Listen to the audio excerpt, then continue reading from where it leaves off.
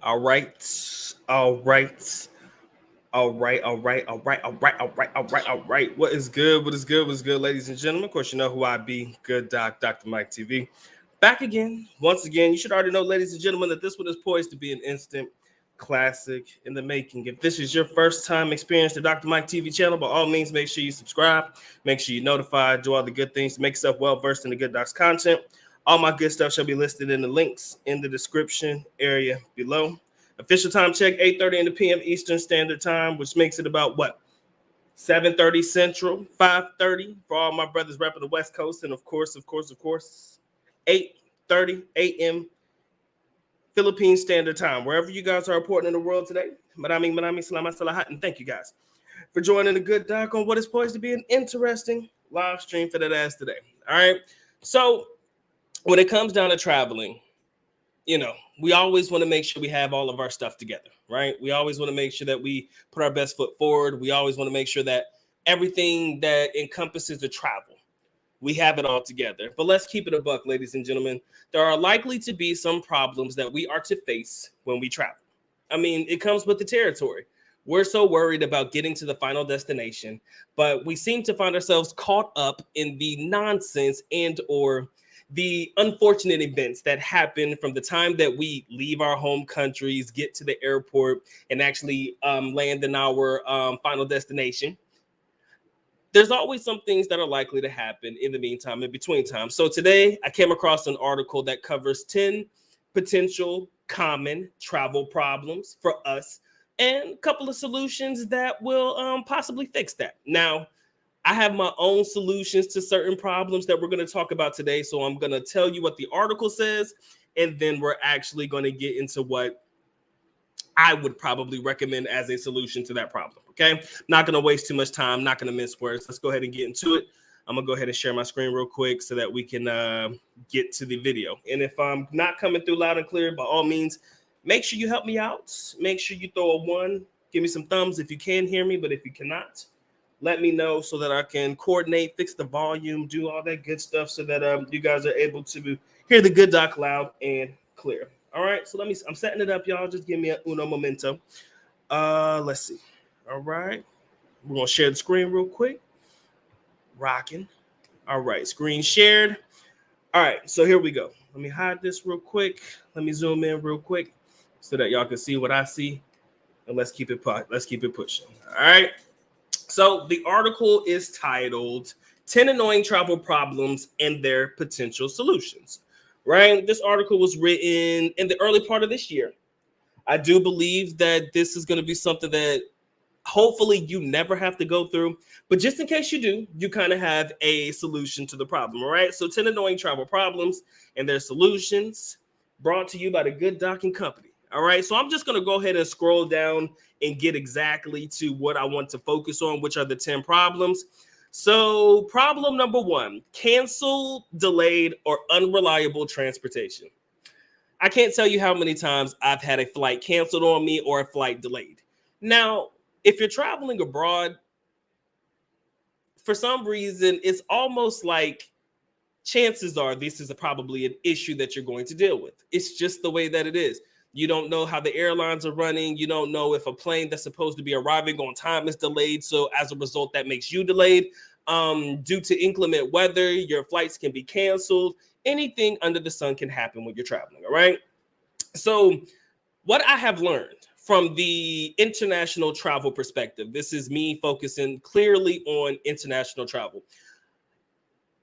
You are likely to be taken care of if your flights come through the same airlines, right? So if, for example, I fly Philippine Airlines or Delta all the way through, or a Delta affiliate all the way through to the Philippines, chances are they'll be able to, adjust my ticket accordingly. If I got a canceled flight or I get delayed, hopefully you got the insurance, the travel insurance. But if you don't, that could be a big deal nowadays. I encourage you guys to get travel insurance. But if you don't, usually they'll find a way to help it out. But if you're like me and how I used to travel back in the day, what I used to do is I used to buy my tickets in I wouldn't say pieces, but I would fly all of the same airline in the United States, and then I would find an airline probably a little bit cheaper because I'm cheap as fuck to get from international wherever my hub was in the United States to get overseas.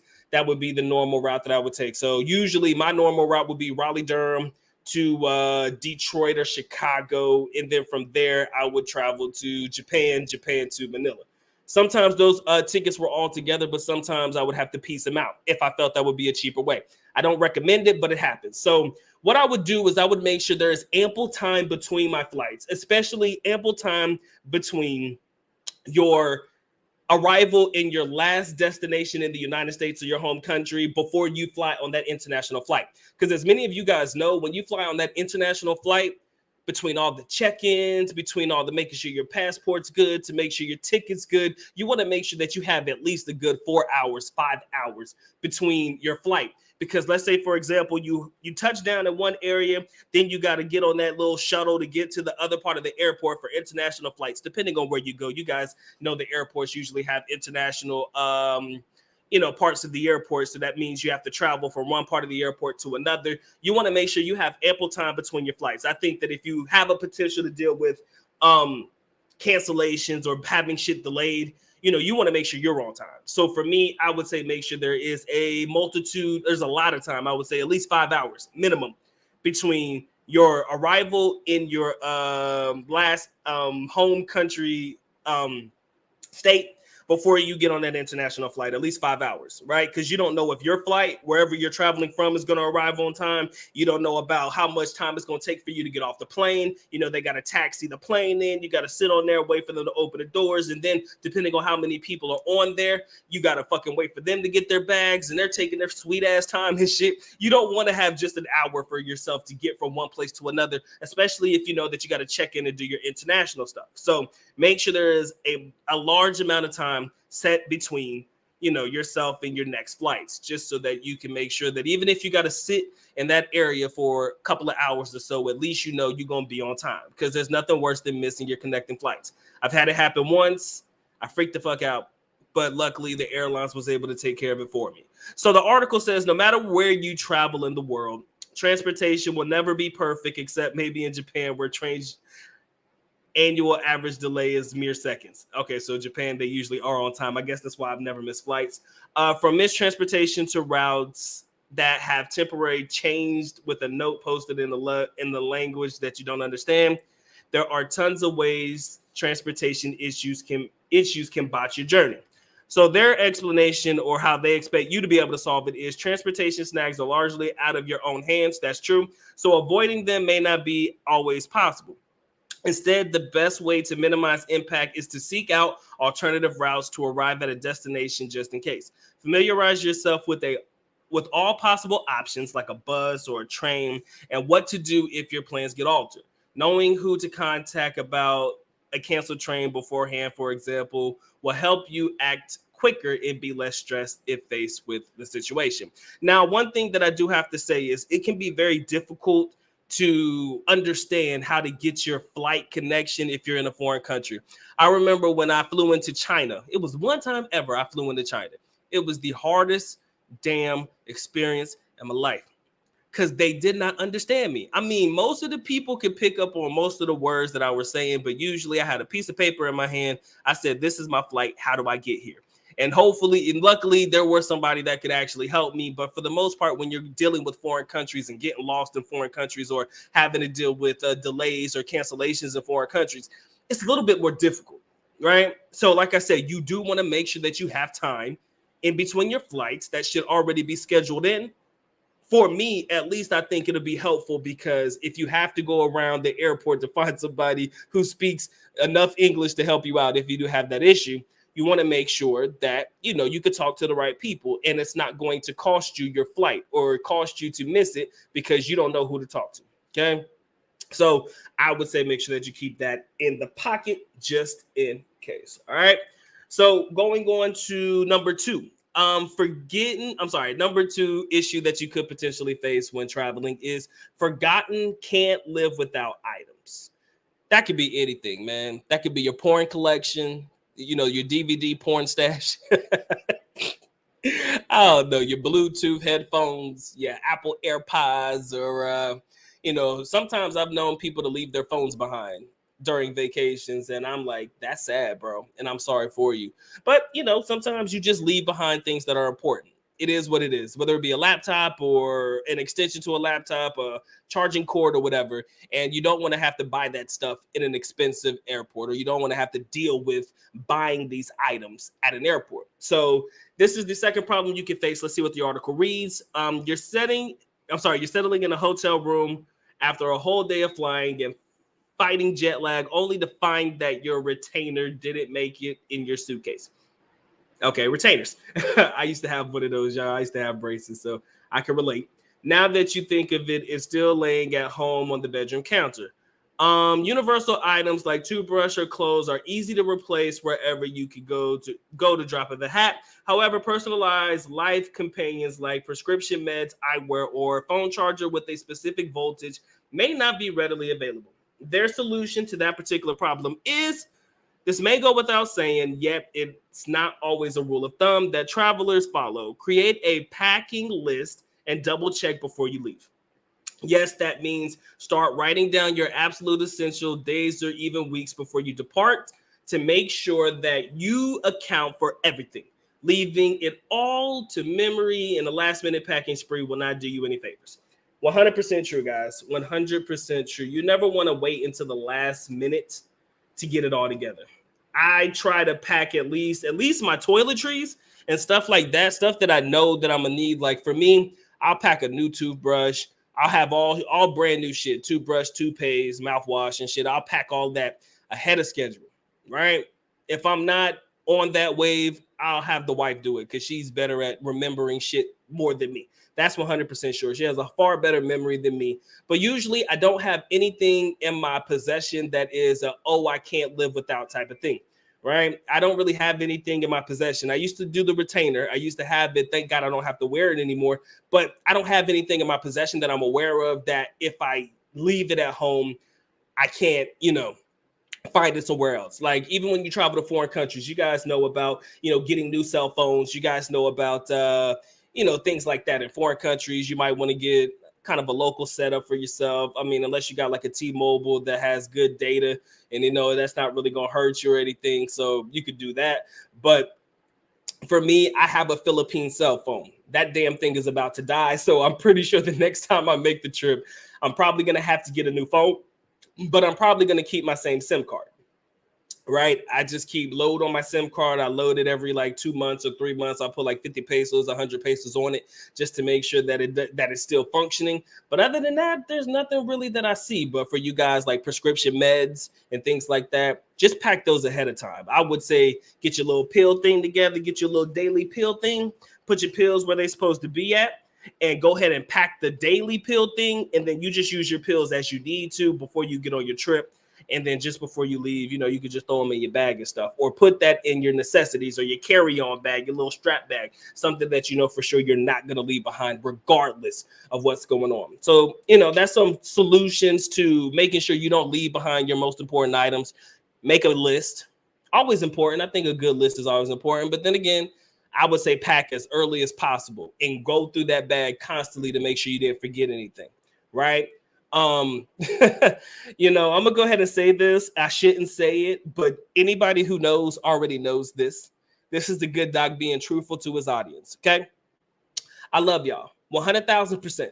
But if you travel to the Philippines and you plan on engaging in sexual activity, pack your own condoms.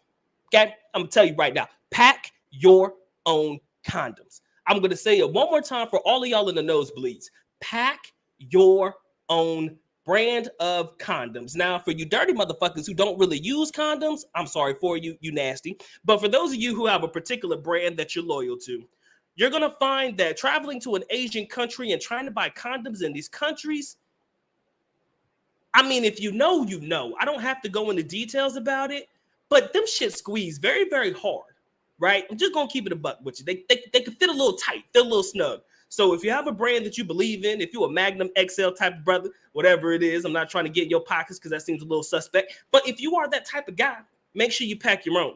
right? Because if you try to make it in the Philippines, it might be a little tough, might be a little struggle, and that struggle is real. Pack your own brand of condoms, gentlemen. Pack your own brand of condoms. Do not think that you can get around in the Philippines and make it work. Now, you might be able to find them. You might be able to find the Magnum somewhere. I don't know where. I haven't seen them. Trust me. I've looked. They ain't there. Okay. So unless there's an American branded store there that sells them, chances are you're not going to find them. So that's one thing that I would recommend you make sure you have with you. If this is the type of party you plan on participating in, I'm just telling you right now, pack your own condoms. A message from the Good Doc, brought to you by the Good Doc. And right there, ladies and gentlemen, I see a couple of you guys in the building, man. Appreciate y'all locking in. If you haven't already dropped your like, by all means, make sure y'all caress, molest, and de-stress yourself all over that like button. It wants it, it needs it, most definitely has to have it. If you guys want to support the Good Doc in any capacity, please feel free to do so. But of course, I am happy and blessed y'all choose to come through, spend a little bit of time with the Good Doc today. Now on then, let's get back to business. Number 3, ladies and gentlemen, the number churd potential consequence that you guys have to deal with when traveling abroad is currency exchange. All right, so let's see what the article has to say about currency exchange. Exchanging currency has gotten so much easier over the past few years. However, each country and region still has its own process for exchanging currencies. So bringing a wad of cash with you and crossing your fingers that it will all work out may not be the best. In some areas, traveling with that much cash on hand may raise safety concerns as well. Let's go ahead and get into it. A lot of you guys are like me, and you'll send money to yourselves, right? Like I use World Remit. I do have 2 Philippine bank accounts. I shouldn't have said that out loud because the IRS may come for me now, but there ain't nothing in that account. Never mind. Scratch what I just said. I'm going to delete that part out of the live show. But anyways, I send money to myself. I use World Remit. A lot of you guys, if you do use World Remit or any type of Western Union or something like that, you can send money to yourself. That is the far better way to do it. You can send money to yourself online and you can pick it up yourself. You know, sometimes they have under transactions SFS, which means sending funds or what did it say? SFS, sending funds to yourself or some shit like that. That's what it means, but I can't remember what the acronym for it was. But, you know, there's a place on there where you can send money to you. So as long as you can send money to yourself, you're good to go. All right, let's keep it a buck, man. You good to go. So I wouldn't recommend you carrying all that cash with you. I do believe that you should carry a couple $100s with you at best. I would say maybe $1,000 because you never know if you're going to run into any complications sending money to yourself. I pray you don't, but if we're going to call a spade, anything can happen, right? So I would recommend you at least keeping, you know, I would say I wouldn't travel with more than like $1,000 pocket money if you can send money to yourself. But if you cannot, then that's going to be completely up to you and how much you need for the vacation. You already know if you plan on traveling with $10,000 or more, because I know y'all got it out there. But if you do plan to travel with more than 10 grand, guess what? You're going to have to claim that, right? Regardless where you go. So I would say bring $9,999 with you so you ain't got to claim it. But if you can send money to yourself, you are going to have to bring money. But it does bring up safety concerns. I do agree. I don't want you carrying around all your money with you and then you lose it. And it's not so much I feel that somebody gonna try to rob you for it, but then again, that could happen too. Let's not act like things like that could not potentially happen because they can happen anywhere. But you know, I do believe that it may be in your best interest not to bring all that cash with you. But you know, like I said, you know, you think that one through. But here is their solution to the problem. It says check in with your home bank to see what options are for your target destination. In some cases, you can easily access an ATM with a debit card abroad for minimal fees. Some banks will also exchange money for you before you leave if you request it ahead of time, so you have a bit of cash on hand to navigate your first day's trip. I'm gonna tell you right now, I would never in my fucking life change my U.S. currency in the U.S. for Philippine pesos. That is the dumbest thing. You are going to lose money, okay? I would never do that, right? I would find another way. Usually when you get to the airport, hopefully, depending on what time you arrive, if you got a quick $20 on you, they'll change your quick 20, give you that little 1,000, and you should be able to get yourself around until you get to another money changer. But I cannot see myself winning with my money if I change it in the United States in order to have pesos with me. Now, it's not a bad idea, guys. I'm not going to lie. It's not a bad idea. But I think that I would probably change it just before I leave the United States, or just before like I would arrive to a place like the Philippines. Okay. I've done a currency exchange in Japan once because I felt like I might need some pesos. But for me, I do, like I said, I got a bank account. Just act like y'all didn't hear that. So I could put money in the ATM and I could withdraw money as I need to. But for others that don't have that luxury, you're just gonna have to find a way to change out your cash. Hopefully, you arrive in enough time or early enough for the currency exchanges to be open. I pray that you do. But if you don't, I do recommend that you find a way to get some money prior to leaving. I mean, I don't recommend the banks, but if you have to do the banks, do it. But usually there's going to be something open. But if you're arriving at like 1 a.m. or something like that, it could be a little bit more difficult for you to actually find some currency exchanges that are actually open. Okay. So, like I said, that's the third problem you could deal with, currency issues. All right. Moving in and sliding into number 4. It says figuring out where and when to get food and water. Okay, let's read this. It says, to be clear, you should definitely have access to drinking water and food anywhere you go. The common travel problem refers specifically to whether you can drink the tap water, which in Manila and places in the Philippines, I highly recommend against. Don't ever do that. Don't drink the tap water. Get your bottles. You can go to any mini mart or any fucking regular store and get you some bottled water. Hell, you could go to a street person. They got bottled water, right? I don't know if you guys have ever seen them when you're driving through Manila on them streets. Those guys that walk down the street, they got bottled water in their hand too. Do you trust it? I don't know, but usually I pray that you can. This common travel problems refers to, specifically to whether you can drink the tap water and what food sources you're advised to avoid. Free drinking water also isn't as widespread around the world as it is in the United States, especially in water scarce regions. Nobody's drinking Philippine water like that. Their recommendation to solve that problem is, if you're participating in an organized travel program like study abroad or a language school abroad, you'll have great resources available already to ask about safe food and water sources. Your recommendations, such as hostel or host family, can also give the skinny on whether the street food is a yay or a nay, and if the tap is trusted. When in doubt, just stick to prepackaged food and beverages. Let me talk to my foreigners real quick. I love y'all, but y'all funny as hell. I know a lot of foreigners that they do not eat no other food but McDonald's when they travel, right? And for a good reason. They don't necessarily trust the food, and they don't necessarily trust other places. In the Philippines, they go to the places they know. Your KFCs, they know that. The Pizza Huts, they know that. The McDonald's, they know that. Jollibee, they don't quite know it yet, but eventually they'll get to know it, right? So you'll find it very skeptical to deal with street food, right? You just won't try it at all, or you won't try any of the local carinderias, or you won't try any of the local delicacies or the local restaurants that serve food, because you may like and you may not like. I mean, anything is possible. Let's call a spade a spade. But when it comes to that, I do believe that you have to be around somebody who knows, right? That's very important, especially when it comes to street food. I mean, I've kind of built up a tolerance, I believe, to street food and drinking the tap water in Davao. So most of the time, that shit doesn't really affect me, right? But I can't tell you that if you knew and fresh off the boat or just fresh off the plane in the Philippines or places like it, and you jump straight into dealing with a young lady that wants to take you to the street food vendors or the street food market and shit, and you just feel like diving head first, I'm not going to tell you that it's going to end well, right? I cannot sit there and honestly tell you that it will or will not end well. Okay. So for me, the way that I look at it, ladies and gentlemen, that has to be based on your own determination. If you're comfortable with your American food of Americana, I know that ain't right, but y'all get it. But if you're comfortable with your food choices and you want to stick to the food choices that are Americanized or American made or whatever the fuck you want to call it, I say you do it, right? I'm not going to hold that against you, because again, you got to be with the right people to know what food is good and what food is safe and what food is not safe. Not all foods in the Philippines are safe, right? Not all street food is good for you. It might look good or sound good in theory, but sometimes I've had bad days, man. I can remember one time, it was just before my birthday. It was on November 16th.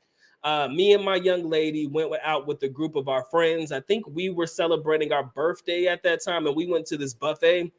I think out of all of us that went, I think 3 or 4 of us got sick, and I was one of the 3 or 4. Hell, it could have been more than that, but most of us got sick. And this was at a buffet, a place that I thought I could trust. And it was a bad next day, right? It was definitely a bad day for me. So spent a lot of time dealing with some shit. Okay, figuratively and literally, I was dealing with some shit.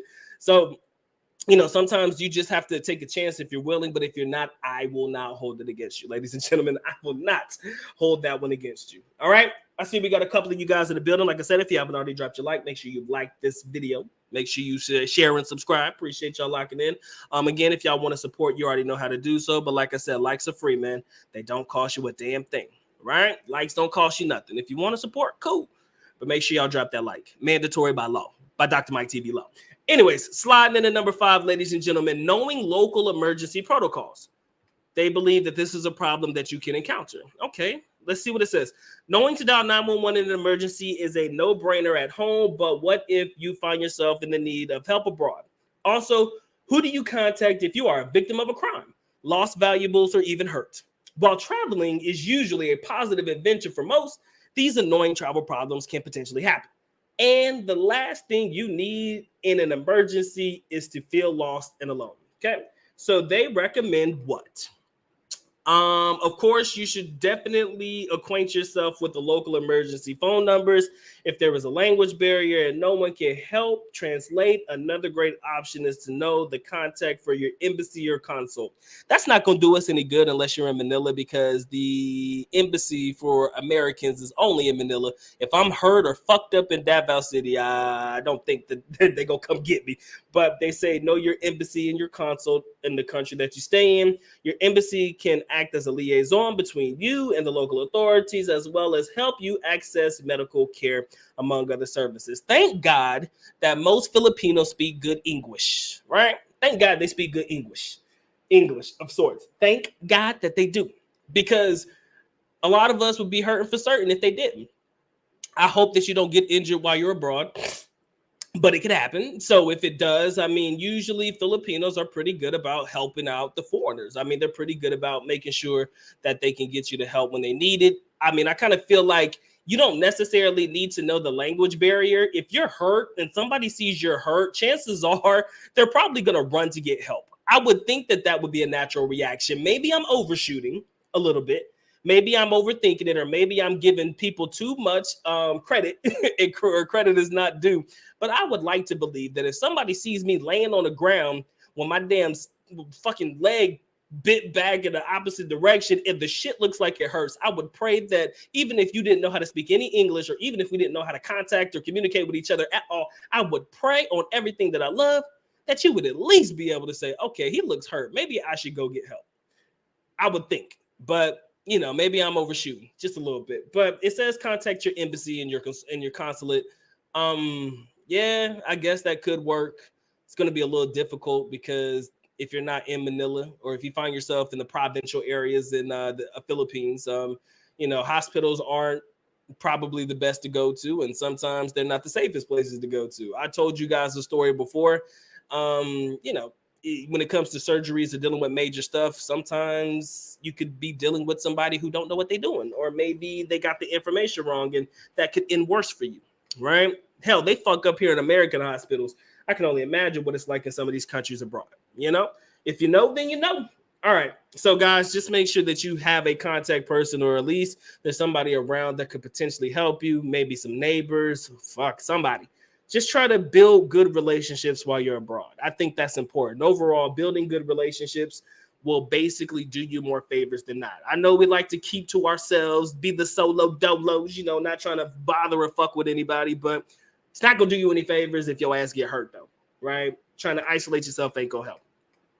Number 6, problem that could potentially happen. Number 6, potential travel problem is luggage weight limits. I don't know how many of you guys have ever packed a bag and you pack over the weight limit, but yeah, it's an issue and it's a pain in the ass. But the article reads that weight restrictions are a big limiting factor when traveling by air. But honestly, who can blame you for wanting to bring back an entire new wardrobe from Italy or wherever you're traveling? If you're hoping, or if you're hopping around to multiple destinations, adventure travel or gap year, whatever it is, tugging around or schlepping around 100 pounds of stuff around with you isn't exactly ideal either. So their recommendation to reducing your weight limits for your baggage is utilizing the internet. It provides so many wonderful, helpful, free resources for how to pack light. Versatility is the way to go with clothes, but also think of multiple purpose shoes as well as multiple pairs of footwear. It can really add on the pounds if you're, utilizing a lot of shoes and shit. Another great packing hack is to bring a single suitcase with an empty duffel bag inside, so you are armed and ready to bring back all of the new goodies you buy abroad. Okay. I have a wife. Okay. I don't know how many of you guys have dated or how many of you guys have wives. I know for myself as a man, I can pack light as fuck, right? I wear the same colored t-shirts, guys. The shirt you see in this video, if you can see it, I've had this shirt since 2018. And every year I try to buy a new colored pair of shirts and stuff. I go to Walmart, buy like $5 shirts and shit, and I keep it pushing. Right? I can pack them, I can roll them, and I have like versatility in the color of the clothing of the shirt. Right? I might have 2 or 3 pair of jeans, maybe 2 shorts. That's about it. And of course, my underclothes, socks and shit when needed, I have that stuff as well. So I can pack pretty light.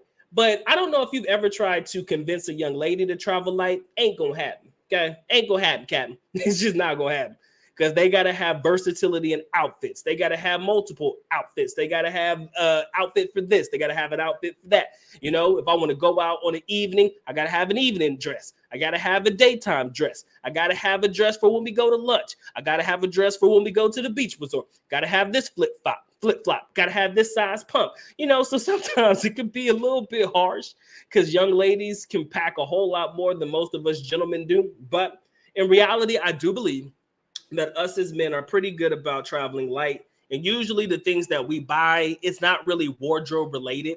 A lot of us don't really bring back a lot of clothes from the Philippines or places like that because most of us can't even fit in the clothes that they have in the Philippines. I mean, the big and tall stores and, me being a stockier dude, it doesn't always fit me, those types of clothes. So, we're not really worried about bringing back clothes. Maybe some balik bayan. I'm sorry. Is that right? Yeah. No, pasalubong. I'm sorry. My bad. I've been out the country too long. But, bringing back a pasalubong or like a gift for family and friends here in the United States if you want to, that would likely be the bulk of what you bring back. Probably not so much on the clothes aspect if you're a guy. But make sure you look at the weight limits, on the airlines you're traveling. I do believe that they will tell you what your weight limit is. And I think you should pack accordingly. I usually pack light if I know that I'm going to bring back a lot of stuff with me. But if you're only going to stay for a month or 2, you know how to pack for that. If you're only going to stay for a week, come on, bro. If you packing more than 3 or 4 pair of shirts and shit, you're doing the most. Okay? That's all I'm going to tell you. I think you're doing the most. All right? You could probably buy you some cheap ass, shirts and shit, anywhere in the world that you travel. Again, Philippine sizes may not always fit all, but, I think you might be able to find something to fit if you just need something to get you around while you're in the country. Okay? Sliding into number 7. If you guys haven't already dropped your like, make sure you drop your like. But sliding into number 7, gaps between checkout and check-in times can be a potential travel problem. You've got a train to catch to your next location in the afternoon where the check-in time is hours later, but you need to check out of a short-term rental by 11 a.m. That leaves you a few hours during which you're on your own with bulky luggage and nowhere to go. Frequent travelers are likely quite familiar with these awkward gaps between checkout and check-in times. Yes, that part sucks. When you have to be out of your Airbnb or you have to be out of your hotel by 11 a.m., but you ain't got to check in until 3 p.m. for your next flight, it could be rough, man. It could be rough. Usually, I would just directly go to the airport if that's where I'm going, and I'll just sit there, man. I mean, it's the only thing for you. If you're trying to explore and you got to carry all these damn bags with you, it's a lot. It can be. I've tried it before. I hated that shit. It's not a good look. It sucks. But what they recommend here for the article is accommodation hosts can be quite flexible when there isn't another guest immediately arriving the same day. To see if you can get a checkout extension would be good. Other great options are to ask about luggage storage at your accommodation or even at bus or train stations. Ooh, shit. Although that sounds good in theory, I am very skeptical about leaving my baggage with hotels or bus or train stations. Okay. I'm very skeptical, especially if I have things that I perceive as valuable, like laptops and stuff like that. I'm very skeptical to leave my stuff at a bus or a train terminal. It don't seem like it's gonna work, guys. It's not for me. I would just go to the airport and just fuck it, because I don't want to carry around my baggage, and I damn sure don't want to leave my baggage in the hands of somebody else. If you trust your hotel and you're not staying at one of them shifty ass hotels where you feel comfortable enough to say, yo, I want to go around for a little bit. Do you mind if I leave my bag behind the counter? I'll come back and get it since I got to check out. And like she said, see if you can extend your checkout time, explain your situation. Hopefully that will keep them from, fucking your shit up or making you check out when you don't have to. Hopefully, if that's the case, you'll be lucky. But sometimes, oh, sir, mom, sir, we got somebody coming in and, we're not going to be able to do it and blah, blah, blah. Puts a little wrinkle in your plans and stuff. Now you just lugging around all your luggage and stuff. That could be a pain in the butt. It really can. So for me, like I said, that goes back to traveling light, period. That goes back to what we were talking about. If you could live out of a backpack, even better. But if you have to have a luggage bag, find a way to, if you trust the hotel, cool. But if you don't trust the hotel, just check into your to the airport early if you're just reporting to your next flight or train or whatever. Just get there. Ain't nothing you can really do about it. I would try to change my flight times to give me just enough time to get there and get right, so I could check out a little bit earlier. So that does go down to you and come down to you as well, and how you choose to directly book your flights and what times you choose to travel. That's up to you, especially in the Philippines, man. There's usually multiple flights traveling to different areas. Manila to Cebu, Manila to Davao, Cebu to Davao, Cebu to Manila, stuff like that. You can pretty much book those flights any time of the day. So it is completely up to you. If you want to avoid having to lug around that stuff for a long periods of time, I would schedule my flight times accordingly if I'm traveling within the country. Now, of course, if it's international travel, you got to schedule it for whenever you can get it in. Okay, so I know that could be an issue, but there's always something to look into as well with that in reference to your checkout time versus your check-in time, wherever you're looking to travel to next. All right. If you haven't dropped your like, guys, make sure you drop that like. Number 8. Packing for multiple climates. Hey, Philippines always hot, y'all. Ain't no need to pack for multiple climates. It's always hot. Jeans, probably not your best friend. I would wear them from time to time, but jeans are not your best friends, right? Overcoats, long sleeve shirts, probably not necessary in a place like the Philippines. It's always hot.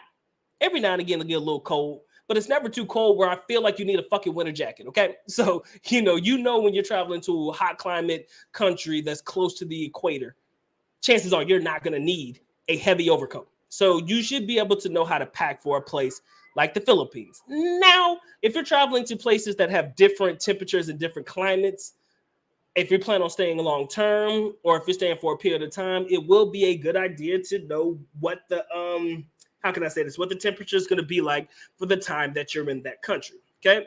So basically, the article reads, whether you are staying put for a semester or a year, or you have multiple locations bundled up into one trip, you'll likely face a range of climates. While keeping clothes more than one season at a time in a single closet is already a struggle back home, this only gets all the trickier, when you have to whittle that down to a few tops, bottoms, and shoes. Okay. What they recommend in the article is start a pack list. These motherfuckers love their list. Start a pack list with your bare essentials that you'll need in any season or any climate zone. Then think about how you can get the most functionality out of the items remaining, right? Packing gurus typically advise travelers to lean on layers so you can get full use out of each and every item. Okay. Like I said, I guess it does depend on what time you're traveling and when you're traveling. A lot of us, we're not really staying in these countries for extended periods of time. Like I said, any extended period of time in the Philippines, you already know, it's hot or it's going to rain, right? So you do need a raincoat in the Philippines, or at least an umbrella. You can buy an umbrella in the Philippines. You can buy a raincoat as needed. So it's not as if you don't have these options available for you rather than having to pack it. But, if you do travel to a place that gets cold, I would just pack for my time of the year. I do believe that if you can afford it, just buy as you need, right? To prevent from having to overpack. Again, I know I'm asking a lot and you may not have that in the budget for your trip, but for me, I would just buy as I need, because if I can get around with what I have on, I'm not going to worry myself about trying to get something else or making sure I have this before I leave and I never use it. So now it's just taking up unnecessary space in my luggage.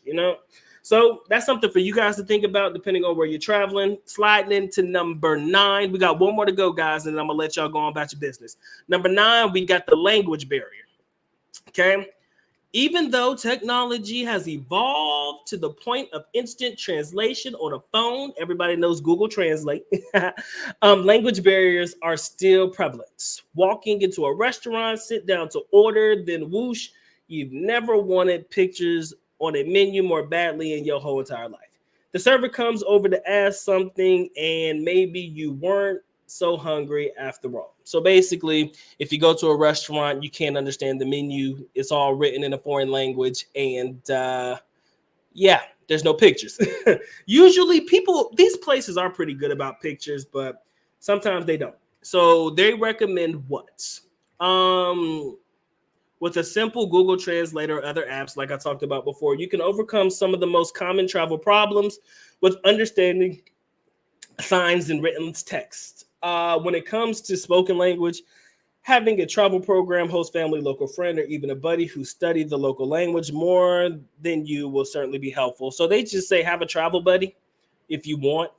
Probably is going to be more favorable to you than not to have a travel buddy.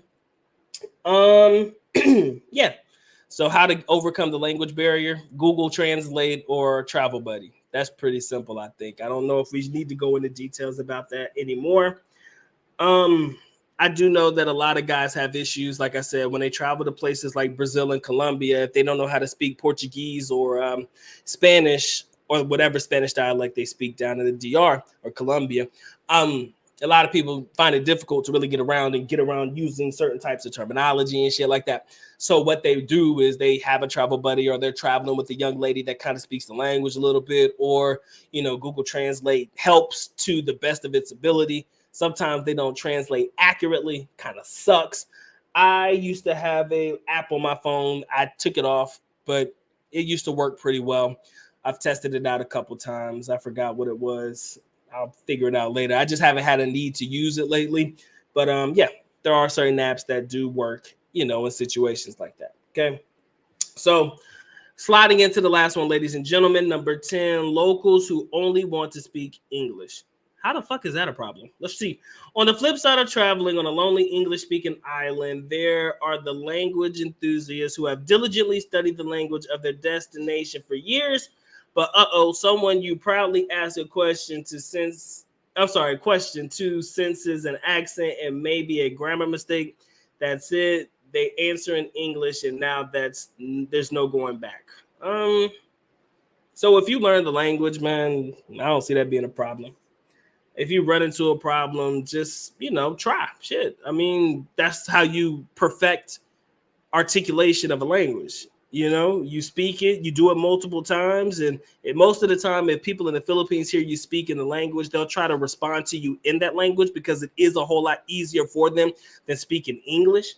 But other places, maybe it's a little different. I don't know.